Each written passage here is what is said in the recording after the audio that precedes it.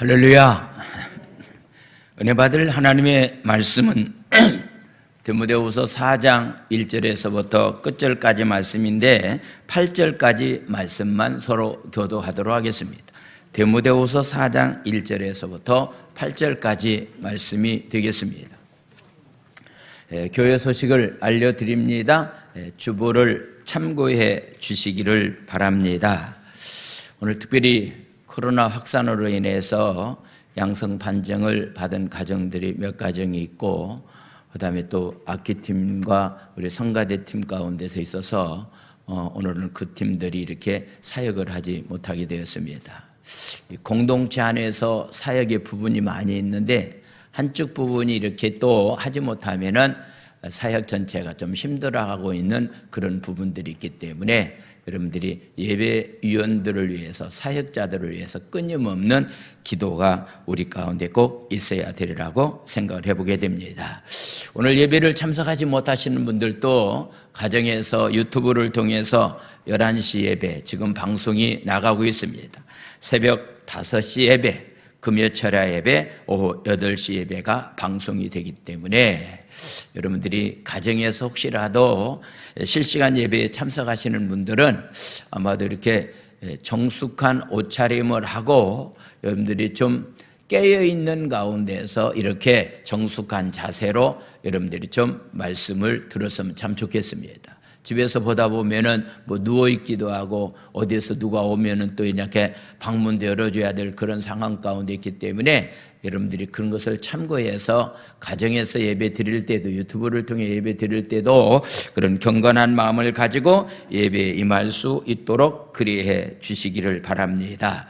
오늘 저녁 7시 예배도 우리 중직자들 나와서 함께 예배 공부에, 예배에 참여해 주시기를 바랍니다. 50일 중보 기도가 이제 오늘이 5일째가 됐습니다. 11조 50일에 5일째가 되었습니다. 남은 기간 동안에도 여러분들이 각자 구역장을 통해서 내준 기도문을 가지고서 저는 아침마다 기도합니다. 기도문을 보고서 우리 성도들 가정에 이런 문제를 가지고 기도의 제목이 있구나라고 하는 것을 새삼스럽게 깨닫고서 기도하고 있기 때문에 여러분들도 좀 이 기도 모임에 여러분들도 함께 동참해 주시기를 바랍니다. 순복음 제주신학교 이사회가 3월 12일 날 오는 토요일 11시에 엘림 찻집에서 있겠습니다. 순복음 제주신학교 신입생을 모집합니다. 이민호 목사님한테 문의해 주시기를 바랍니다. 3월 9일은 대통령 선거하는 투표일입니다. 우리 국민들에게 준 이 주권, 여러분들 땅속에 묻지 말고 꼭 나가서 여러분들이 꼭 투표에 임해 주시기 바랍니다. 저는 어제 이렇게 사전 투표를 했습니다. 한 분도 빠짐없이 여러분들이 꼭 주권을 행사할 수 있도록 그리해 주시기를 바랍니다. 우리 김혜영 집사님 가정에서 전주 토속 청국장, 전에 우리 노순도 권사님이 하는 그 사업장을 인수받아서 경영하고 있습니다. 여러분들이 많이 이용해 주시기 바랍니다. 자, 하나님의 말씀은 디모데후서 4장 1절에서부터 8절까지 말씀을 보겠습니다. 제가 한 절 읽고 여러분들이 한 절 읽도록 그리하겠습니다. 하나님 앞과 살아있는 자와 죽은 자를 심판하실 그리스도 예수 앞에서 그가 나타나실 것과 그의 나라를 두고 엄히 명하노니 너는 말씀을 전파하라. 때를 얻든지 못 얻든지 항상 힘쓰라. 범사의 오래 참음과 가르침으로 경책하며 경계하며 권하라. 때가 이르리니 사람이 바른 교훈을 받지 아니하며 귀가 가려워서 자기의 사욕을 따를 스승을 많이 두고 그 길을 진리에서 돌이켜 허탄한 이야기를 따르리라. 그러나 너는 모든 일에 신중하여 고난을 받으며 전도자의 일을 하며 내 직무를 다하라. 전제와 같이 내가 벌써 부어지고 나의 떠날 기약이 가까웠도다. 8절 말씀. 나는 선한 싸움을 싸우고 나의 달려갈 길을 마치고 믿음을 지켰으니 이제 후로는 나를 위하여 의의 면류관이 예비되어 있으므로 주 곧 의로우신 재판장이 그날에 내게 주실 것이며 내게만 아니라 주의 나타나심을 사모하는 모든 자에게도니라. 아멘. 이는 살아계신 하나님의 말씀입니다. 아멘. 합심 기도하겠습니다. 우리의 건강에 위협이 되는 이때를 통하여 우리 영혼을 고치시고 돌보시는 하나님의 섬세한 역사하심을 경험하게 하소서. 속히 이 환난의 때가 지나갈 수 있도록 역사해 주시며 한국교회가 당하고 있는 시련 속에서 한국교회가 정결해지고 성숙하게 하소서. 하나님의 보호하심을 체험하는 대한민국이 되게 하시고 전염병 치료를 위해 헌신하는 모든 의료진들과 자원봉사자들을 축복하소서. 아멘. 할렐루야. 자, 우리 시간에는 잠깐 말씀을 듣기 전에 한번 통성으로 기도하는 시간을 갖겠습니다. 지금까지도 우리가 기도했는데 3월 9일 날 있을 대통령 선거를 위해서 이 시간에 한번 기도해 주시고 진짜 하나님을 경외하는 사람이 대통령이 당선될 수 있도록 위해서 여러분들이 기도해 주시기 바랍니다. 코로나가 굉장히 지금 많이 확장되어 간 가운데 있는데 속한 시일 내에 코로나가 종식될 수 있도록 위해서 이 두 가지 기도 제목 가지고서 말씀의 은혜 받는 시간이 되기 위해서 세 가지 기도 제목 가지고서 우리 주여 삼창한 다음에 우리 통성을 한번 부르짖어 기도합니다. 주여 주여 주여. 하나님 아버지 감사를 드립니다. 하나님, 특별히 하나님 3월 9일 날 있을 하나님 대통령 선거를 위해서 하나님 아버지 기도합니다. 하나님을 경외하는 사람이 아버지 하나님 아버지 대통령이 될 수 있도록 은혜를 하나님 허락하여 주시고 사랑하는 성도들 하나님 3월 9일 날 한 사람도 빠짐없이 하나님 아버지 투표에 임할 수 있도록 은혜를 하나님 아버지여 허락하여 주실 줄로 믿습니다. 아버지 코로나가 하나님 아버지 확장됨으로 인해서 많은 사람들이 하나님 예배에 참석하지 못하고 힘들어하는 가운데 있사온데 십자가의 보혈의 피의 능력으로 하나님 아버지 깨끗이 치료하여 주시고 오늘도 하나님 가정에서 직장에서 하나님 실시간 예배를 드리는 하나님의 귀한 백성들 위에게도 동일한 은혜를 하나님 아버지여 저희들에게 하나님 허락하여 주시옵소서. 모든 예배가 하나님께 영광 찬양 돌릴 수 있는 귀한 예배가 될 수 있도록 주께서 축복하여 주시옵소서. 예수님의 이름으로 감사하며 축복 기도 드려옵나이다. 아멘. 할렐루야. 따라서 한번 복창합니다. 감사의 문을 열면 은혜의 문이 열리고 행복이 찾아오고 기적이 찾아옵니다. 할렐루야. 3월 달에는 감사의 문이 열려져서 여러분들 가운데 은혜가 찾아오고 감사의 문이 열려져서 행복이 찾아오고 감사의 문이 열려져서 여러분들이 3월달 한 달 동안에도 기적이 일어나는 귀한 삶이 되기를 예수님의 이름으로 축원을 드립니다. 할렐루야. 오늘 저는 디모데후서 4장에 나와 있는 말씀을 가지고 믿음의 완주자가 되자, 끝까지 믿음을 다름박질하는 자로서의 삶을 살아가는 삶이 되자라고 하는 그런 말씀을 드리겠습니다. 2주 전에 중국 북경에서 동계 올림픽 경기가 있었는데 우리나라도 좋은 성적을 얻었습니다. 그 좋은 성적을 얻은 사람들이 뒤에 나와 있는 이야기를 들어보면은 그 메달을 얻기 위해서 4년 동안 밤낮 쉬지 않고 끊임없는 노력을 했더니 그 노력의 열매로, 훈련의 열매로 이런 좋은 성적을 얻게 되었습니다 라고 해서 이렇게 간증하고 이야기하고 있는 그런 모습을 보았습니다. 아무나 메달 따는 거 아니잖아요.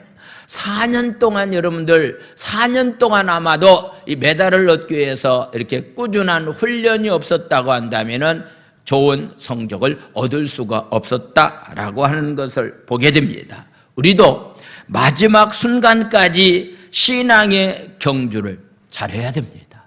중간에 포기하지 말고 마지막 주님 만나는 그날까지 신앙의 경주를 잘해서 참 잘했다라고 칭찬받고 상급받는 자로서 금메달을 딸 수 있는 자로서의 삶들을 살아가는 삶이 바로 저와 여러분들이 삶이 되어야 될 줄로 믿습니다. 할렐루야.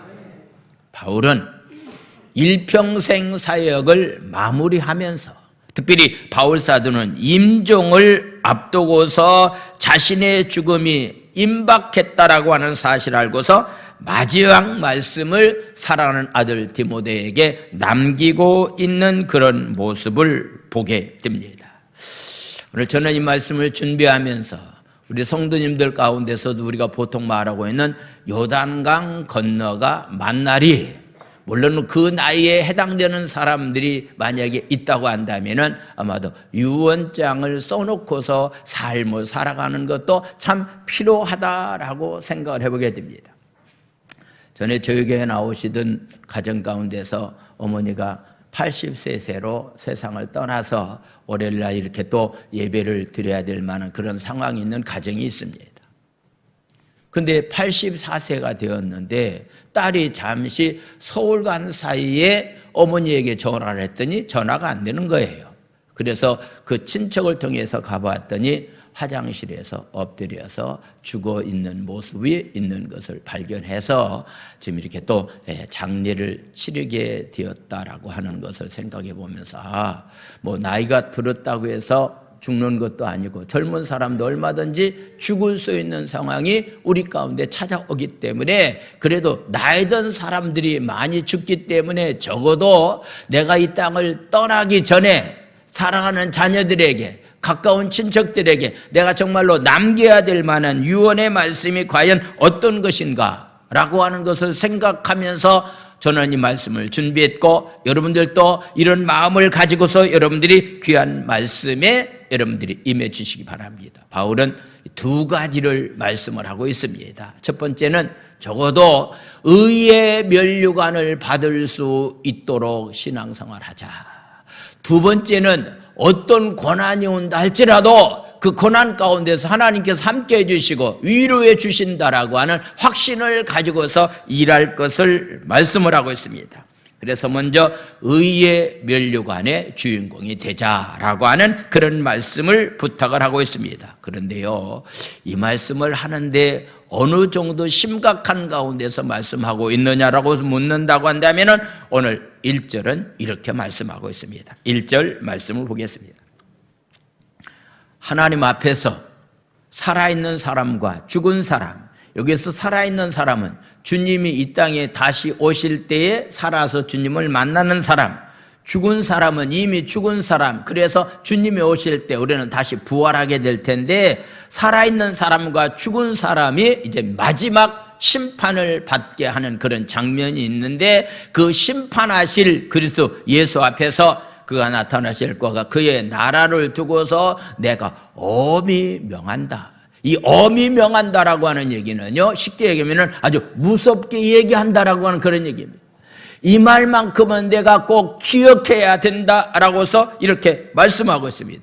엄히 명하는 말씀이 어떤 것인가? 바울은 목회하고 있는 디모데에게 임종을 앞두고 있기 때문에 디모데에게 5가지의 말씀을 부탁을 하고 있습니다. 바로 2절에 나와 있는 말씀입니다. 너는 말씀을 전파하라. 말씀을 전파하는 일을 너는 끊임없이 해야 된다라고 하는 얘기입니다. 아직도 예수를 알지 못하는 사람들에게 십자가의 사건을 그들에게 전해서 예수 믿게 하는 일을 너는 말씀을 전하는 일을 해야 된다라고서 말하고 있습니다. 근데 그 일을 하는데요, 오늘 보니까요, 때를 얻든지 못 얻든지 항상 힘써야 된다라고서 말씀해요. 항상이라고 하는 것은 내가 하고 싶을 때만 하는 것은 항상이 아닙니다. 하고 싶을 때도 할 뿐만 아니라 할 수 없는 그런 상황이 있다 할지라도 끊임없이 복음을 증거하는 자로서의 삶을 살아가는 삶이 되어야 된다라고서 말하고 있습니다. 세 번째는요, 경책하라고 하는 그런 말씀이 있습니다. 경책하라고 하는 것은요, 죄를 뼈저리게 느낄 수 있도록 하라고 하는 그런 얘기입니다. 여러분들이 삶의 현장에서 죄를 범하면은 안 된다라고 하는 의식 가지고서 우리가 신앙생활을 해야 됩니다. 여러분들이 자녀들이 죄를 범하면은 안 된다라고 하는 것을 뼈저리게 느끼면서 신앙생활하는 것은 굉장히 중요합니다.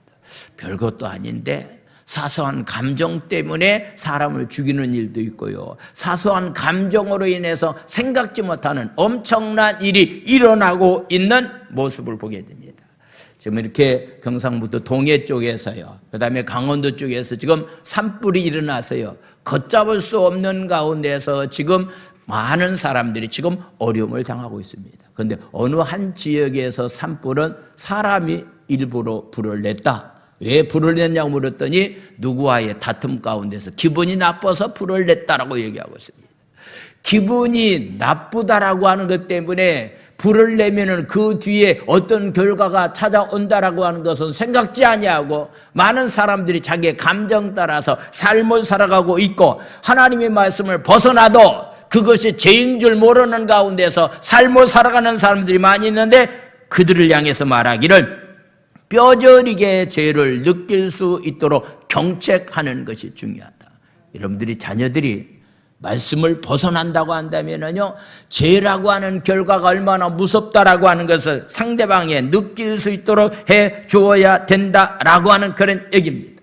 그러면서 네 번째는 경계하라고 하는 그런 말씀이 있습니다.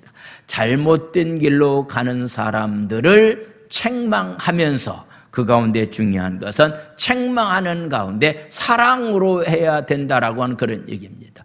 혹시 여러분들이 자녀들이나 여러분들 관계하는 사람들에게 뭔가 잘못한 것을 이야기하고 싶다고 한다면요, 잘못하면 감정이 앞섭니다. 감정 가지고 하면은 안 된다라고 하는 얘기입니다. 그를 정말로 사랑할 수 있는 마음이 생길 때까지 기다려야 됩니다.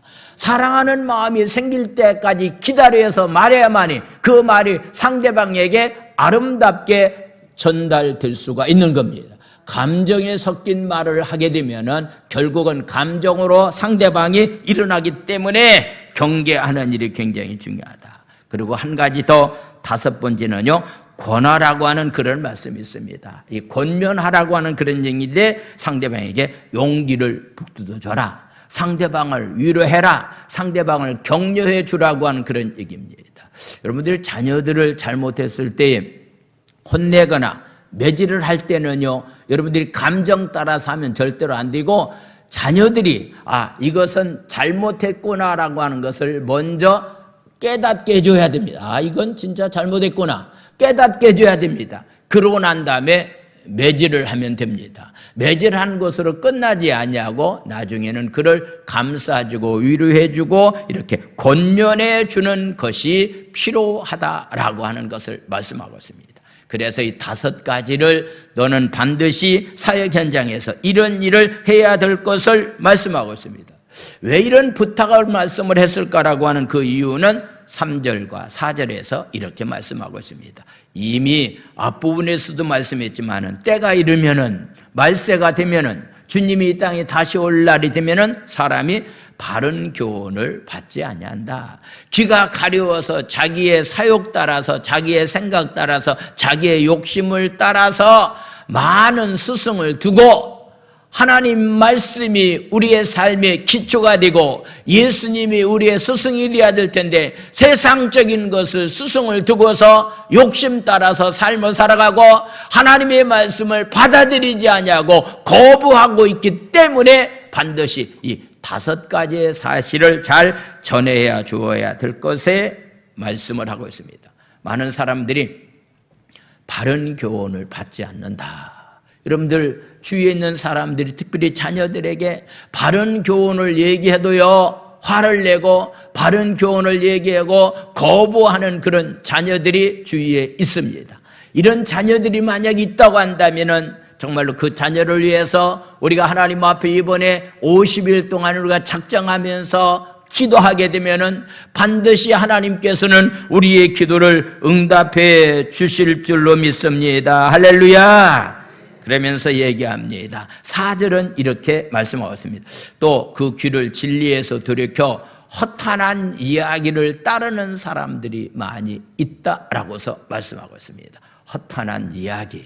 지금 선거를 앞두고 여야가 올바르지 않는 거짓된 것을 진실인 것처럼 얘기하면서 사람들을 유혹하고 있는 그런 말들이 많이 지금 돌아다니고 있는데요, 그런 말에 절대로 우리가 따라서는 안 된다라고 하는 것을 말씀하고 있습니다. 허탄한 이야기가 굉장히 많이 있습니다. 바로 이 족보의 이야기, 전에 내려오는 전설의 이야기, 이것을 굉장히 중요시 여기면서 거기에 치중하는 사람들이 많이 있는데, 이런 사람들이 돌아설 수 있도록 해야 될 만한 사명을 우리에게 허락해 주셨다라고 하는 것을 보게 됩니다. 그런데 이런 일을 한다라고 하는 것이 옛날이나 지금이나 굉장히 어렵습니다. 그래서 우리는 하나님 앞에서라고 하는 사실을 여러분들이 기억하시고, 만약에 복음을 전하는데도 불구하고서 상대방이 어떤 면에서 수용하지 못하는 그런 경우도 있고 잘 받아들이는 사람도 있지만은, 우리가 항상 사역자가 가져야 될 마음의 자세가 있다고 한다면은, 사람 보고서 사역하지 말자. 사람 보고서 사역하면은 감정적인 문제로 인해서 대립되는 그런 일들이 얼마든지 일어날 수 있다. 사람 눈치 보지 말고 하나님의 말씀에 기록한 말씀을 기초로 삼아서 말씀에 근거해서 사역하는 것은 참 중요하다라고 하는 그런 사실을 우리에게 말씀을 하고 있습니다. 그래서 사명을 감당하는 사람은 자신의 모든 일을 하나님 앞에서 일한다라고 생각하면서 사역하는 것은 굉장히 중요합니다. 루터가 종교개혁을 한다라고 하는 것은 굉장히 힘들었습니다. 근데 바로 주제가 하나 있습니다. 내가 하나님 앞에서 코람데오라고 하는, 하나님 앞에서 내가 일을 한다. 내 생각 가지고는 이 일을 할 수가 없는데 하나님 앞에서 내가 이 귀한 일을 한다라고 하면서 하나님께 귀한 사역을 잘 감당했던 모습을 보게 됩니다. 사랑하는 성도 여러분, 우리는 사람을 바라보거나 사람의 눈치를 보고서 일하는 것은 사람의 종입니다. 우리는 적어도 하나님의 눈치 보고 하나님만 바라보면서 일할 수 있는 자로서의 삶을 살아갈 수 있는 저와 여러분들의 삶이 되기 원합니다. 할렐루야. 바울은 5가지를 가지고서 이 말씀을 꼭 기억하면서 디모데야 너는 목회하라 그러면서 바울은 자기의 신앙을 고백하고 있습니다. 오늘 이 아침에 저와 여러분들이 바울이 고백했던 신앙의 고백을 기초 삼아서 그 신앙의 고백 가운데서 날마다 우리가 삶을 살아가는 삶이 우리 가운데 있어야 되는데, 바울은 어떻게 신앙 고백을 남겼는가라고 하는 것을 보게 됩니다. 먼저 이 신앙의 고백을 남기기 전에 6절은 이렇게 말씀을 시작하고 있습니다. 자, 6절에 나와 있는 말씀, 전제와 같이 내가 벌써 부어지고, 전제라고 하는 것은 구약의 제사 가운데 하나인데, 특별히 민수기 15장에 나와 있는 말씀이니까 전제라고도 얘기하고 관제라고도 얘기합니다. 이 전제와 관제라고 하는 그런 말씀은 제사를 지낼 때에 제물이 있으면은요, 그 제물 위에다가 포도주를 붓는 겁니다. 제물 위에다가 포도주를 붓는 그런 의식인데, 이것을 가리켜서 희생한다, 순교한다라고 하는 그런 의미가 이 전제에 포함되어 있습니다. 그래서 바울은 6절은 이렇게 말씀을 하고 있습니다. 전제와 같이 내가 벌써 부어졌다라고 하는 것은 내가 순교할 날이 지금 나에게 다가오고 있다. 나의 떠날 날이 시각이 지금 가까이 오고 있다라고 해서 이렇게 자기 자신이 앞으로 어떻게 죽음을 당할 것인가라고 하는 것을 생각하면서 그가 고백하고 있는 그런 모습을 보게 됩니다. 무엇을 어떻게 고백했는가? 7절과 8절에 나와 있는 말씀, 먼저 7절 말씀을 보겠습니다. 나는 선한 싸움을 싸웠다라고서 말하고 있습니다. 선한 싸움을 싸웠다라고 하는 것은 날마다 우리도 영적인 전쟁터에서 지금 싸움을 하고 있습니다. 영적인 전쟁터에서 우리가 지금 싸움을 하고 있는데, 영적인 전쟁터에서는 이겨야 됩니다. 영적인 전쟁터에서 패하게 되면 어떻게 되는가라고 하는 것은 마귀의 종이 되어서 고통 가운데서 삶을 살아갈 수밖에 없다라고 하는 그런 얘기입니다. 우크라이나가 지금 러시아의 공격을 받아서 굉장히 힘들어하고 있습니다. 힘이 약하기 때문에 지금 공격받아서 굉장히 고통당하고 있는 그런 모습을 보게 됩니다. 선한 싸움을 싸웠다라고 하는 것은 하나님이 주신 귀한 사역을 하는 일에 여러 가지 환난과 핍박이 있었지만은 그 모든 것을 이겨냈다라고 하는 그런 말씀입니다. 여러분들의 삶의 현장에서도 마찬가지라고 생각이 되어집니다. 날마다 우리에게는 영적인 전쟁터에서 우리가 삶을 살아가고 있기 때문에 어떤 환난이 온다 할지라도, 어떤 고난이 우리에게 온다 할지라도 우리는 선한 싸움을 싸워서 승리의 궤가를 부를 수 있는 저와 여러분들의 삶이 다 되기를 원합니다. 할렐루야. 말합니다. 자신이 달려갈 길을 모두 잘 마쳤다라고서 말씀하고 있습니다. 특별히 이 마라톤이라고 하는 경기는요, 완주해야만이 값이 있습니다. 물론 1등을 하면 좋겠지만은요, 1등한 것도 굉장히 귀하지만은 42.195km라고 하는 것을 완주하는 것을 굉장히 중요시 여기고 있는 그런 모습을 보게 됩니다. 저와 여러분들도 주님 만나는 그날까지 중간에 포기해서는 안 됩니다. 마라톤 하는 사람들이요, 그리 하다 보면은 이렇게 오르막길도 있습니다. 오르막 올라간다라고 하는 것이 얼마나 어렵습니까? 또한 내리막길도 내리막길 나름대로의 굉장히 어려움이 있는 것을 보게 됩니다. 오르막 내리막길을 다니면서 마지막까지 완주하는 자로서의 삶을 살아가는 것이 신앙인의 삶입니다. 여러분들의 삶은 지금 광야길이기 때문에 생각지 않는 그런 풍랑이 일어나서 우리의 삶을 지금 어렵게 하고 있는 상황 가운데 있지만은 그래도 자신의 달려갈 길을 끝까지 마치면서 신앙의 경주자가 되어야 된다라고 하는 얘기입니다. 중간에 절대로 포기해서는 안 된다라고 하는 것을 말씀하고 있습니다. 그러면서 나는 끝까지 믿음을 지켰다라고서 우리에게 말씀하고 있습니다. 믿음을 지켰다라고 하는 그런 얘기는요, 축구 경기에서 골키퍼가 상대방에 차는 공이 바로 이렇게 어떤 면에서 골이 나지 못하도록 잘 이렇게 지키는 것을 의미하고 있는 말씀 가운데 하나입니다. 그래서 악한 것들이 내 안에 자리 잡지 못하도록 끝까지 믿음을 지키는 가운데서 바울은 신앙의 경주를 잘 했다라고서 말씀하고 있습니다. 왜 이런 얘기를 임종을 앞두고서 말했을까라고 하는 것은 내가 이렇게 삶을 살았으니 사랑하는 아들 디모데야, 너도 목회 현장에서 내가 이렇게 삶을 살았던 것처럼 너희들도 삶을 살아가야 된다라고서 말씀하고 있는 것은요, 오늘날 저와 여러분들을 향해서도 동일하게 말씀을 하고 있습니다. 정말로 믿음을 잘 지켜야 됩니다. 선한 싸움을 잘 지켜야 됩니다. 끝까지 다른 박질 치는 자로서의 삶을 살아가는 삶이 되어야 됩니다.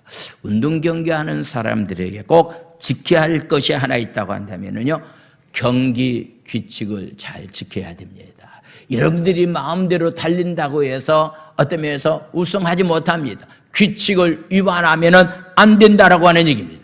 이번에 북경 올림픽 경기에서요, 동계 올림픽 경기에서요, 심판들의 편파 판정 때문에 전 세계 사람들에게 어떤 면에서 굉장히 놀이감이 되고 있었던 그런 모습도 보게 됩니다.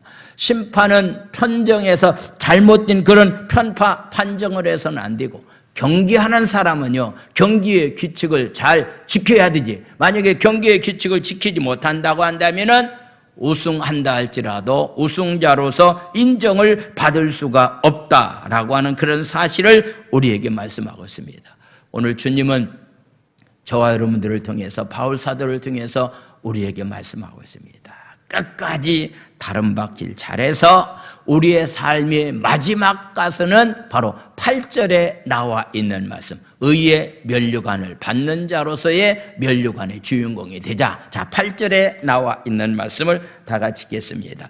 이제후로는 나를 위하여 의의 면류관이 예배되었으므로 주 곧 의로우신 재판장이 그날에 내게 주실 것이며, 내게만 아니라 주의 나타나심을 사모하는 모든 자에게 똑같이 의의 면류관을 줄 것을 말씀하고 있습니다. 적어도 우리는 주님 앞에 서는 날 이 면류관 받을 수 있다라고 하는 믿음을 가지고서 끝까지 다름박질하는 영적인 전투에서 승리하는 자로서의 삶을 살아가는 삶이 우리의 삶이 되어야 됩니다. 지금 바울은 인생의 마지막 순간에 절망하지 않습니다. 그는 죽음이 슬픔이 아니었습니다.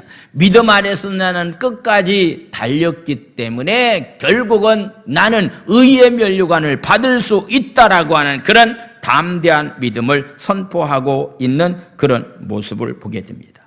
죽음을 준비하는 최고의 자세는 어떤 자세인가? 그냥 대충 살다가 죽음 오면 그냥 맞이하면 되겠지라고 하는 자세는요, 죽음을 준비하는 자의 자세가 아닙니다. 최소한도 죽음을 준비하는 자세는 나는 선한 싸움을 날마다 잘 싸우고 있습니다. 달려갈 길을 나는 날마다 잘 달리고 있습니다. 끝까지 믿음을 지켰습니다라고 하는 고백하는 자로서의 삶을 살아가는 삶이 되어야 됩니다. 로마에 가보게 되면은 바울 사도를 기념하고 있는 기념관 예배당이 있습니다.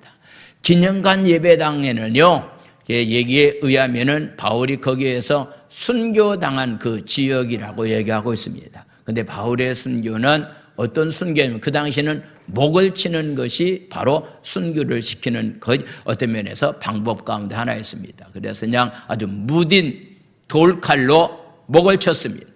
목을 쳤더니 목이 한 번 굴르고 한 번 굴르고 한 번 굴려서 3번 굴러갔다라고 하는 그런 기념 자리에 지금 바울 사도의 순교 기념관이 지어져 있는 그런 모습을 보게 됩니다. 끝까지 순교하는 그날까지 믿음을 지키면서 삶을 살았던 바울 사도이기 때문에 나는 의의 면류관이 기다립니다 라고 해서 이렇게 고백할 수가 있었습니다. 사랑하는 성도 여러분들, 만약에 오늘 하나님이 나를 부르신다고 한다면 내가 하나님 앞에 어떤 모습을 가지고 쓸까? 정말로 내가 그동안까지 이런 삶을 살았기 때문에 나는 의의 면류관의 주인공이 될 것이다라고 그런 확답을 가지고서 삶을 살아가야 될 텐데 아직도 그런 믿음의 고백을 할 수 없고 확답이 없다고 한다면 오늘부터 준비하면 됩니다. 오늘부터 내가 주님 앞에 서는 날 의의 면류관 받고 부끄러움 당하지 아니하고 책망받지 않는 자로서의 삶을 살 것을 오늘부터 다시 새롭게 시작하면 됩니다. 할렐루야! 그래서 그날만큼은 부끄러움 당해서는 안 됩니다.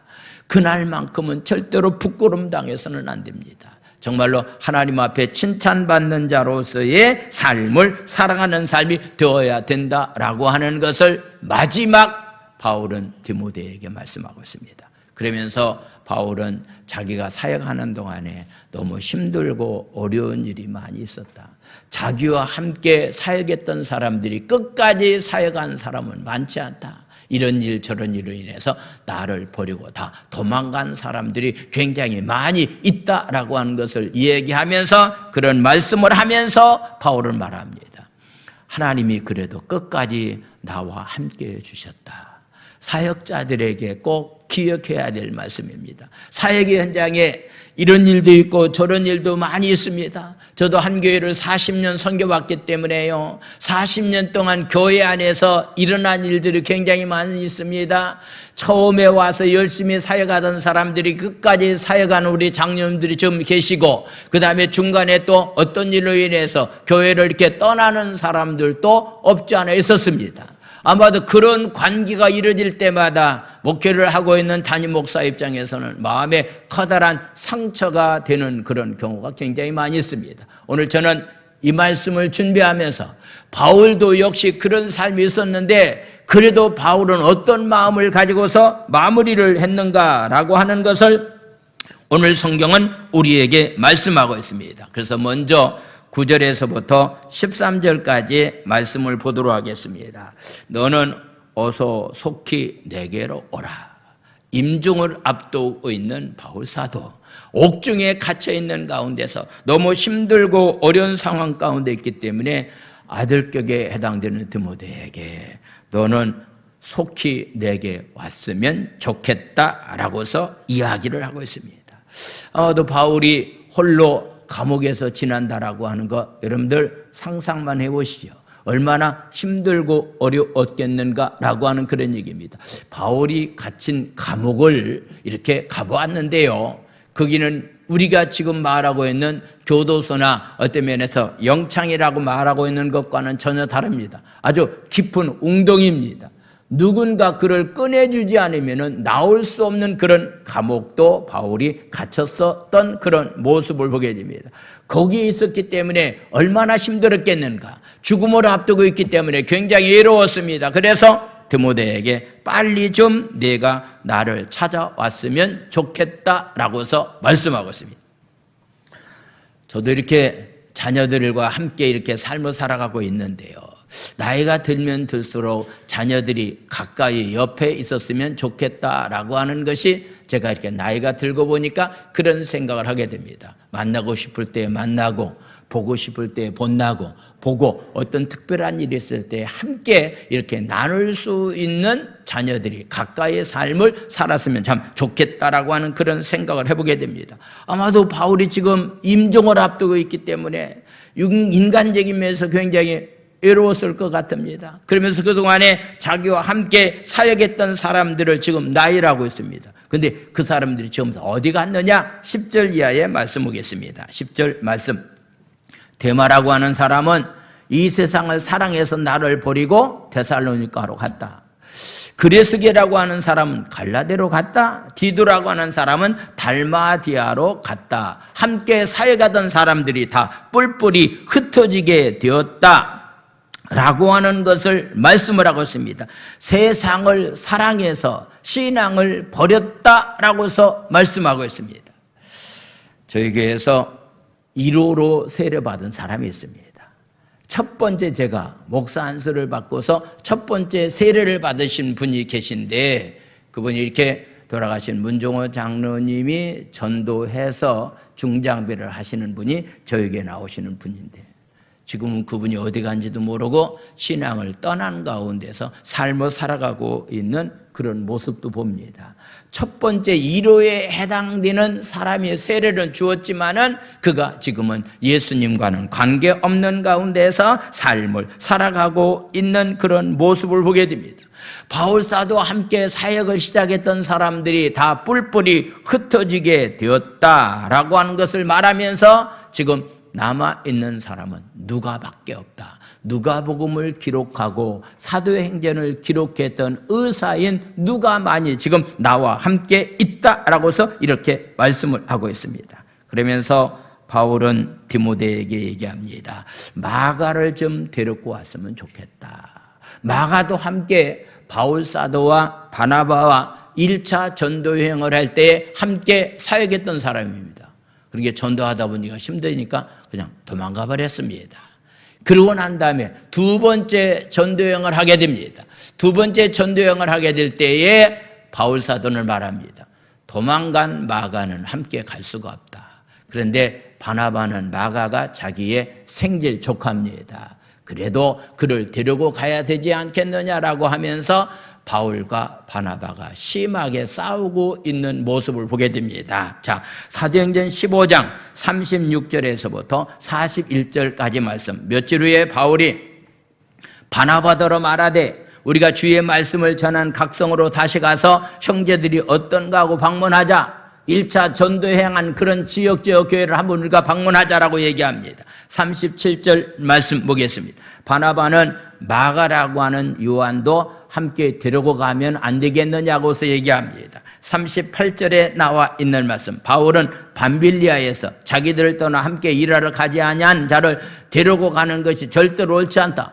도망간 사람을 왜 데리고 가려고 하느냐? 안 된다라고 얘기합니다. 자, 39절에 나와 있는 말씀. 서로 심히 다투었습니다. 그래서 함께 가지 못했습니다. 그래서 갈라서니 바나바는 마가를 데리고 배를 타고 구부르라고 하는 지역을 가게 되었고 40절 말씀 보겠습니다. 40절 바울은 신라를 택한 후에 형제들에게 주의 은혜에 부탁함을 받고서 이렇게 떠나게 되었다라고서 이야기하고 있습니다.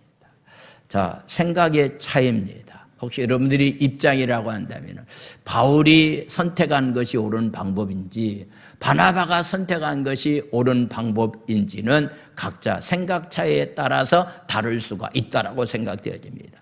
한번 잘못했어도 그냥 덮어주고 함께 가야 되지 않겠습니까? 라고 하는 것은 바나바가 가지고 있는 생각입니다. 바울은 아마도 안 된다. 도망간 사람을 다시 우리와 함께 사역의 현장에 우리는 함께 갈 수가 없다라고 이야기하는 것이 바울 사도의 입장입니다. 그래서 서로 심히 다퉜다, 이 일로 인해서 싸웠다라고 하는 그런 얘기입니다.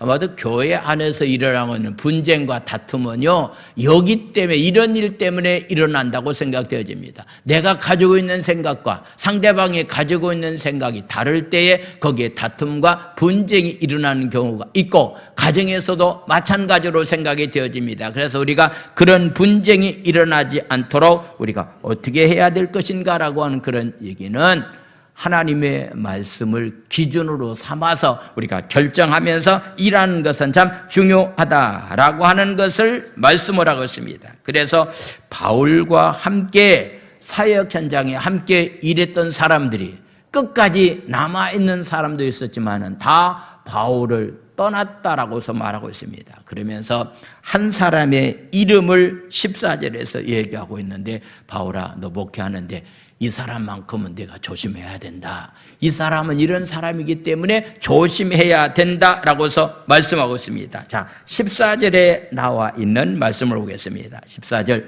말씀 뭐라면, 구리 세공업자 알렉산더라고 하는 사람이 있는데 내게 해를 많이 입혔다. 그래서 주께서 그 행한 대로 그에게 갚으시기를 원한다라고서 말하고 있습니다. 바울이 사역하는 동안에 바로 알렉산더라고 하는 사람이 너무 힘들게 했습니다.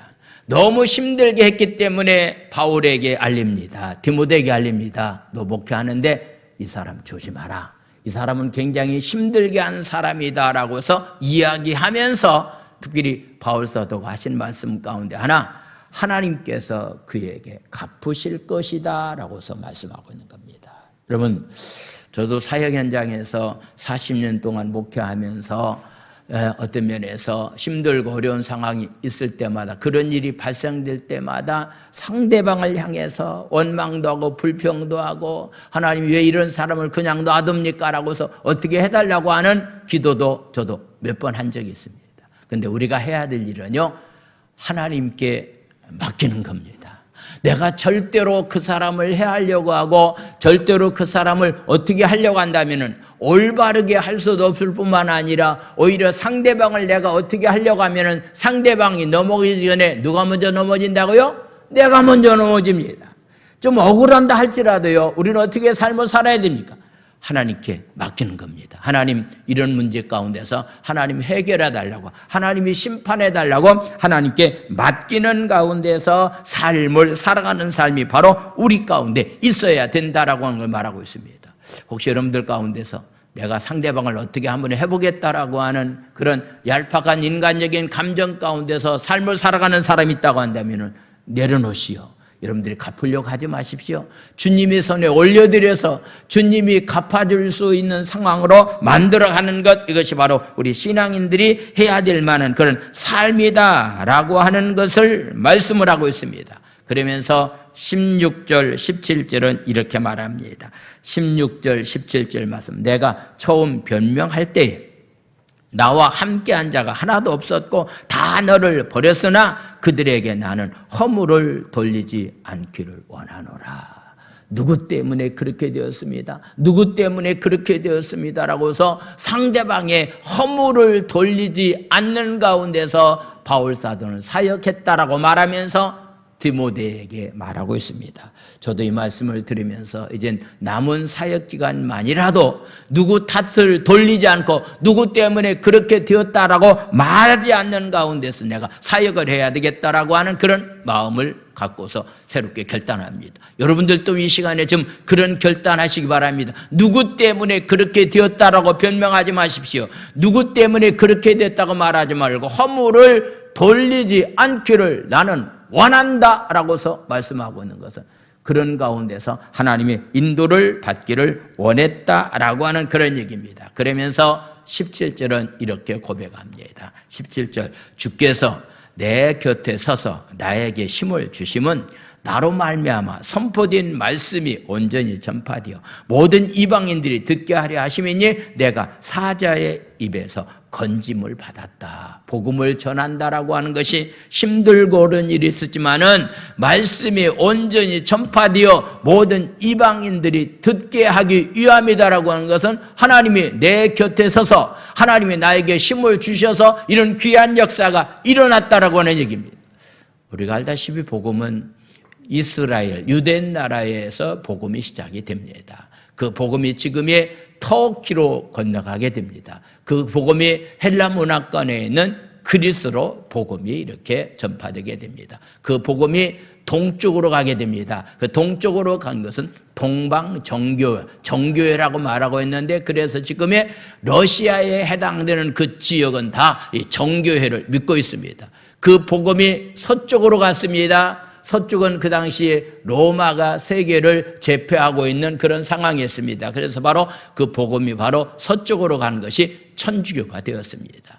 그래서 1517년에 루터가 정교회역을 해서 거기에서 새로운 기독교가 탄생이 되어서 그 복음이 영국으로, 그 복음이 미국 땅에 들어가서 그 복음이 한국까지 오게 되었는데 이런 모든 일들은 복음이 귀한 일을 했는데 바울 사도를 통해서 이런 엄청난 사역을 이루게 만들었다라고 하는 것을 말씀을 하고 있습니다. 그런 가운데서 하나님이 일할 수 있는 힘과 능력을 주셨다라고서 이렇게 말씀하고 있습니다. 그러면서 마지막에 나와 있는 말씀만 한 절 읽고서 말씀을 마치겠습니다. 22절에 나와 있는 말씀을 보겠습니다. 22절 말씀, 바울은 마지막 디모데에게 뭐라고 말씀하고 있는가? 22절의 말씀을 보도록 하겠습니다. 나는 주께서 내 심령에, 바울은 지금 디모데에게 내 심령에 주께서 함께 하시기를 바란다. 은혜가 너희와 함께 있을지어다. 아멘.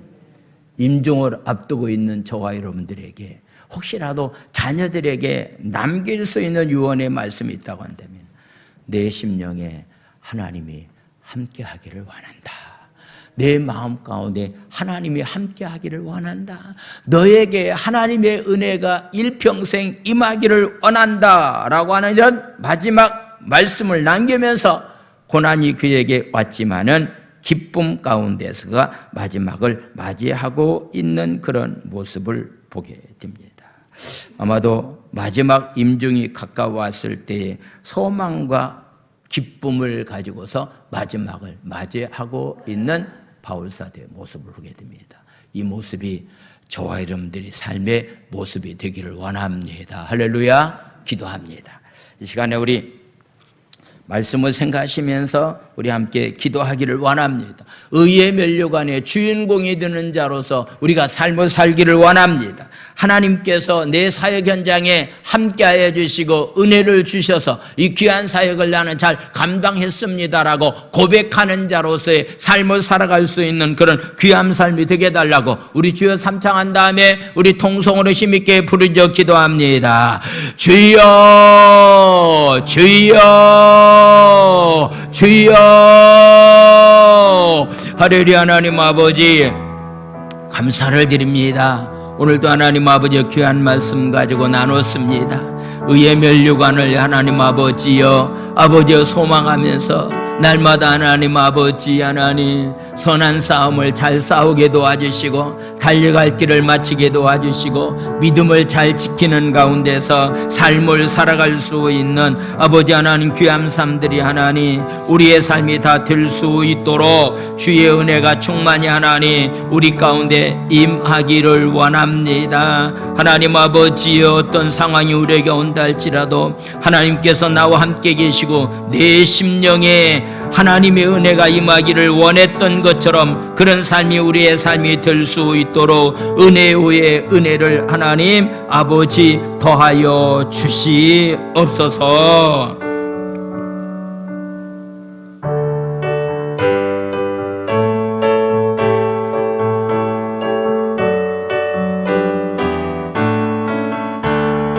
세상 모든 풍파 너를 흔들어 약한 마음 낙심하게 될 때에 내려주신 주의 복을 세어라. 주의 크신 복을 내가 알리라. 많은 복을 세어보아 크신 복을 내가 알리라.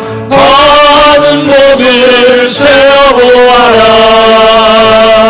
주의 크신 복을 내가 알리라. 세상 근심 걱정 너를 두고 십자가를 등에 지고 나갈 때 주가 내게 주신 복을 세워라.